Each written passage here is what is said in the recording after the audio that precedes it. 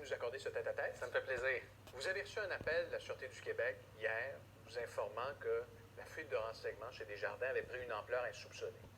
Est-ce que ce coup de fil-là vous a surpris? Oui, tout à fait. Écoutez, hier, jeudi, la Sûreté du Québec nous a avisé en nous disant que dans le cadre de leur enquête, ils avaient maintenant une confirmation que c'était 4,2 millions, tous les membres particuliers chez Desjardins qui ont été victimes de la fuite comme telle. Alors oui, très certainement, ça nous a surpris parce que nous, on travaillait toujours avec les données qui nous avaient été transmises par le service policier de Laval, avec 2,7 millions de membres particuliers.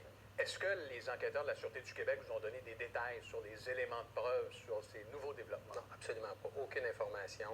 Dans le fond, ils nous ont simplement dit que le processus d'enquête, où il est rendu jusqu'à maintenant, leur permet avec certitude de dire que c'est l'ensemble des membres. Mais pour le reste, ils poursuivent leur enquête. On n'a pas plus d'informations. Bon, je sais qu'il y a des choses que vous voudriez nous dire, que vous ne pouvez peut-être pas nous dire, ou que vous ignorez, parce que bon, il y a une enquête qui est en cours. Mais cette enquête, trouvez-vous qu'elle va suffisamment rapidement? Parce que jusqu'à présent, votre ancien employé, faut-il, celui qui a volé les données, il est toujours libre comme l'air. Ben, écoutez, moi, ma job, c'est de présider le mouvement Desjardins, puis de présider ce que j'ai sous mon contrôle, donc d'informer le plus rapidement possible nos membres dès que j'ai de l'information, comme j'ai eu hier. Pour ce qui est de l'enquête, écoutez, je n'ai pas plus d'informations. Je leur laisse faire leur travail. J'imagine qu'ils le font là, avec, j'en suis convaincu, avec toute la diligence. Ils sont différents corps policiers, ce que je comprends, de la Sûreté du Québec et Laval. Et je suis un peu comme tout le monde. Hein. Je laisse les policiers faire l'enquête et j'entends beaucoup ce message-là. On verra ce qui va arriver. Là, tous les membres particuliers qui font affaire avec Desjardins au Québec sont touchés par la fuite de données. Est-ce que vous aviez un indice ou de l'information qui vous laissait croire déjà en juin que c'était l'ensemble des données qui avaient été subtilisées? Vous n'avez même pas un seul indice? Non, parce que essentiellement, là, on est tenu comme institution financière qui est encadrée par des régulateurs, par des commissaires au renseignement, à la protection des renseignements personnels au Canada et au Québec. On est tenu, lorsqu'on a une confirmation ou une certitude qu'il y aurait eu une fuite de données, on est tenu par règlement d'aviser immédiatement les régulateurs et aussi d'aviser les membres comme tels. Alors, si on avait eu une certitude comme on a depuis hier, c'est clair qu'on aurait avisé les gens. Mais la réalité, c'est qu'on n'avait pas cette information-là. Je pense qu'il y a des gens qui vont nous regarder ce soir et qui vont se dire, moi, dans mon entreprise, lorsque je mets une clé USB dans un ordinateur et que je retire 2, 3 fichiers, mon employeur, automatiquement, il est notifié. Est-ce à dire que vos serveurs, vos systèmes informatiques ne sont pas munis de ces technologies qui vous auraient permis peut-être de dire, hey, ce sont les données de plus de 4 millions de membres? Non, bien, la réalité, c'est que nos systèmes sont très performants. La meilleure preuve, c'est qu'en dedans de 24 heures, quand on a été avisé par le service de police de Laval qu'ils avaient en leur possession des renseignements, en dedans de 24 heures, on a été en mesure de trouver cet employé malveillant-là.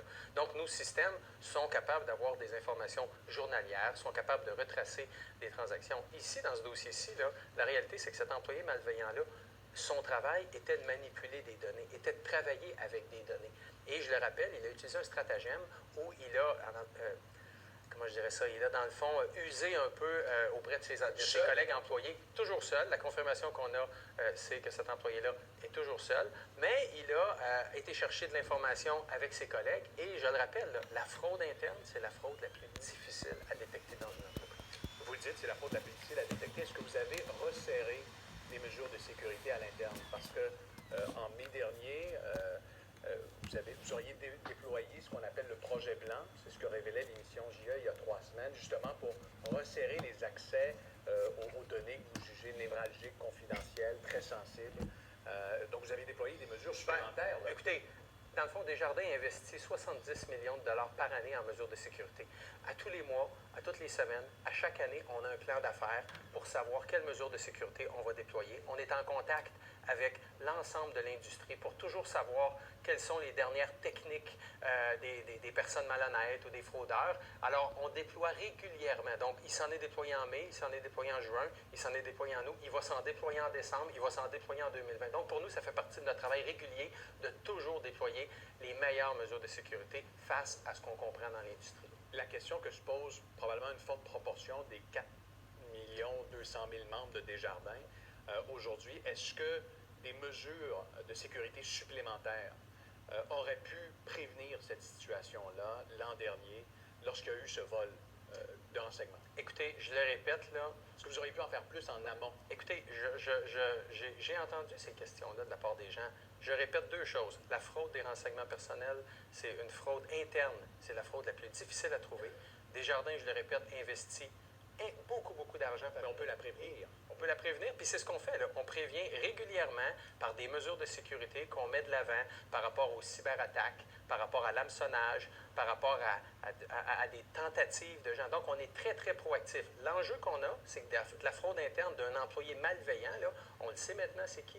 Bien, c'est clair que c'est très difficile à détecter. Et l'autre élément, c'est qu'on a malheureusement vu que ce qui est arrivé chez Desjardins au mois de juin est aussi arrivé dans d'autres entreprises comme telles. Alors, nous, il faut continuer à chaque mois de continuer de rehausser nos mesures, d'améliorer nos façons de faire. C'est ça notre plan de match. Là, vous avez probablement des centaines de milliers de vos membres qui vous regardent en ce moment. Est-ce que vous pourriez clairement leur expliquer, là, bon, tout le monde est victime du vol de renseignements, quelles sont les étapes à entreprendre si on n'a rien fait jusqu'à présent? Ben, écoutez, jusqu'à maintenant, là, depuis le 20 juin, les gens qui avaient été victimes d'une fuite de renseignements, ces gens-là, là, depuis juin, là, ont tous reçu une lettre en date du 19 juillet. Et aujourd'hui, on sait qu'il y en a 40 qui ont inscrit chez Equifax une mesure de suivi comme telle. Alors, ces gens-là, là, aujourd'hui, n'ont rien d'autre à faire comme tel. Il n'y a rien de changé. Le 60 s'ils souhaitent activer une protection, ils peuvent le faire. Ils ont encore leur numéro d'activation. Ils peuvent le faire d'ici la fin décembre. Pour ce qui est des autres personnes, on l'a annoncé aujourd'hui, j'avais une allocution à la Chambre de commerce de Montréal. Nous avions déjà pris la décision en septembre parce que c'était une demande qu'on recevait de plusieurs membres qui n'avaient pas été victimes de la fuite de données en juin. Les gens nous disaient, vous avez lancé une protection le 15 juillet, protection aux membres des jardins. Est-ce que vous pourriez rajouter le service d'alertage? On s'était mis au travail en septembre et aujourd'hui, j'ai annoncé à la Chambre de commerce que le service d'alertage va dorénavant être introduit dans notre protection aux membres des jardins. Alors, les gens... Et cette alerte-là, elle vient si on se fait voler son identité, quelqu'un demande une carte de crédit, je suis alerté via Desjardins. Dans la protection aux membres des jardins, là, vous avez trois grands piliers. Le premier pilier, si vous avez une transaction non autorisée par vous dans votre compte d'opération, Desjardins vous rembourse, peu importe le montant, 1 000, 10 000, 1 million de dollars. Deuxièmement, vous avez accès à des experts, psychologues, avocats, spécialistes pour vous aider si malheureusement vous êtes victime d'un vol de données. Et troisièmement, si vous avez des frais personnels que vous avez à payer parce que vous avez des frais pour le gouvernement ou vous manquez une journée de travail pour restaurer votre identité, on vous rembourse jusqu'à 50 000 $. Et là, ce qu'on rajoute, c'est que dorénavant, vous allez pouvoir aussi activer accéder sur notre plateforme mobile. Vous allez pouvoir activer un code avec Equifax. Et s'il y avait une transaction où il y avait des demandes d'informations sur votre bureau de crédit, Equifax va automatiquement vous envoyer une alerte directement.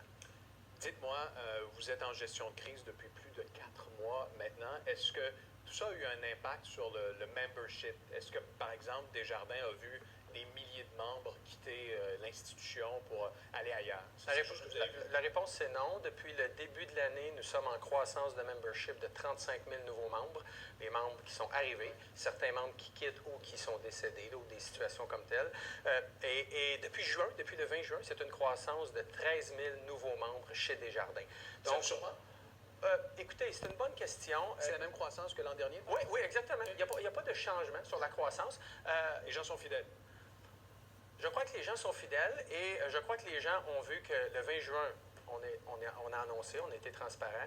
Le 15 juillet, on a annoncé des nouvelles protections. Encore aujourd'hui, on est transparent. On l'a su hier et on réannonce les nouvelles. Alors, je pense que les gens voient ce que fait Desjardins, portent leur jugement, mais nous, nos activités ont continué de progresser. Vous êtes fiers de votre gestion de crise? Ah, écoutez, je vais laisser aux autres. Je vais laisser aux autres de juger de ça. C'est aux autres personnes à apprécier comment. Moi, je me lève le matin, puis la seule chose que je me dis, c'est je rassure mes membres, je rassure mes membres, je rassure mes membres, et je gère la situation pour que chez Desjardins, on apprenne de cette situation-là et qu'on soit en mesure de poursuivre nos activités. Et justement, sur le plan personnel, là, les derniers mois sous forme de marathon, un été à passer au boulot, comment vous les avez vécus ces derniers mois? Bien, écoutez, il y a personne qui entrevoit l'arrivée du juin en pensant qu'il va y avoir un été comme j'ai eu. Là, les gens pensent plus à quelques semaines de vacances puis un certain ralentissement.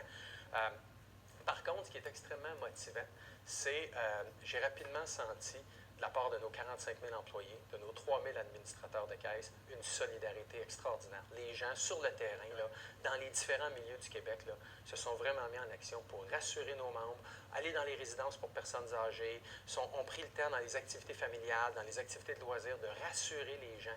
Alors, les gens ont été en mesure de voir que Desjardins ne se cachait pas, était présent. Et ça, moi, c'est venu me donner énormément d'énergie de sentir que la grande équipe Desjardins répondait présent. Vous craignez d'autres mauvaises surprises au fil des prochains mois? Bien, écoutez, dans le fond, aujourd'hui, l'ensemble des membres au particulier, là, on a été transparent et bénéficient de la protection aux membres des jardins. Mais il est clair que ce qu'il faut voir venir, je l'espère, c'est qu'il va y avoir un dépôt d'accusation comme tel. Alors, s'il y a des dépôts d'accusation, il va y avoir une enquête qui va se conclure. Alors, ça va. Vous le souhaitez, ça?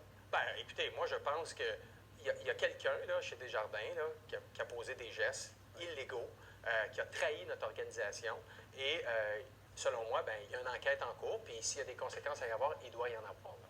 C'est particulier chez Desjardins. Je suis persuadé qu'il y a bien des gens qui l'ignorent, mais le président est élu par les représentants, des caisses, des conseils régionaux.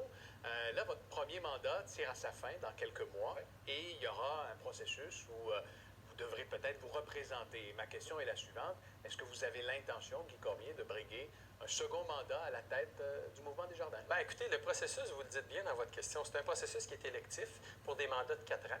Et il y a un comité d'élection qui est totalement indépendant du président, qui pilote cette démarche-là. Et c'est très, très rigoureux. Et c'est essentiellement autour du mois de décembre que le président sortant et toute autre personne qui souhaite présenter sa candidature peut faire cette démarche-là. Alors, je vais être très respectueux de la démarche que le comité d'élection pilote, mais il est clair qu'en début décembre, je vous invite à vous brancher. Là. Vous allez vous représenter? Je ne peux pas annoncer ça devant vous aujourd'hui parce que je respecte aussi d'autres candidats. Qu'est-ce que vous pourriez apporter de plus dans un second mandat? Bien, écoutez, que ce soit moi ou que ce soit toute autre personne qui se présente et qui devient président du mouvement Desjardins, je suis profondément convaincu que notre organisation doit continuer son virage pour se rebrancher sur ses membres, rester branché sur les régions, rester branché sur la proximité des communautés, continuer notre transformation numérique. Notre transformation numérique, on le voit, nos membres continuent de faire affaire avec nous sur des plateformes informatiques. Alors, on doit continuer d'accélérer nos investissements, continuer de moderniser, continuer d'accompagner nos entrepreneurs. Alors ça, je crois là, que c'est certainement, pour toute personne qui va présider le mouvement Desjardins dans le futur, à tout le moins des défis qui vont être à relever. En terminant, parce que ça ressemble un peu à une plateforme électorale, une carrière politique un jour, M. Cormier, porte ouverte ou porte fermée? Écoutez, aujourd'hui, là, je gère ce que j'ai à gérer chez Desjardins. J'en ai pas mal. Je peux vous dire que je pense pas à ça du tout. Je vous remercie. Ça me fait plaisir. Bonne journée. Merci.